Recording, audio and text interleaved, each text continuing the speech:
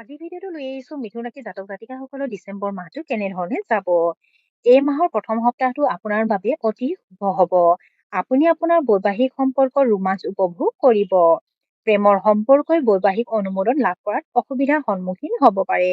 পৰিয়ালৰ সদস্যৰ সৈতে আপোনাৰ আন্তৰিক সম্পৰ্ক থাকিব। আপোনাৰ পৰিকল্পিত কাম সময়মতে সম্পূৰ্ণ হ'ব। পুৰণি বিনিয়োগৰ পৰা আপুনি আৰ্থিক সুবিধা লাভ কৰিব। শ্বেয়াৰ মাৰ্কেটত সাৱধানে বিনিয়োগ কৰক। যদি আপুনি নতুন কাম আৰম্ভ কৰিব বিচাৰে তেন্তে 15 ডিচেম্বৰৰ আগতে আৰম্ভ কৰা শুভ হ'ব। ধৰ্মীয় কামত টকা খৰচ হ'ব পাৰে।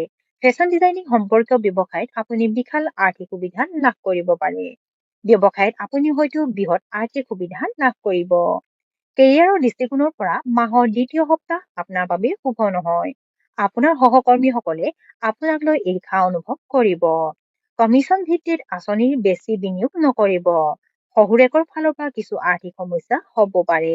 নিজৰ ওপৰত বিশ্বাস ৰাখক। জীৱনসংগীৰ প্ৰতি আনুগত্যশীল হৈ থাকক। বহুত খৰচ হ'ব। এচিডিটি আৰু গেষ্ট্ৰিকৰ সমস্যাই আপোনাক আমনি কৰি থাকিব। শিশুৰ ক্ষেত্ৰত হীনমন্যতাৰ অনুভূতি সৃষ্টি হ'ব। সেয়ে সন্তানৰ লগত ভাল হওক। ধন্যবাদ।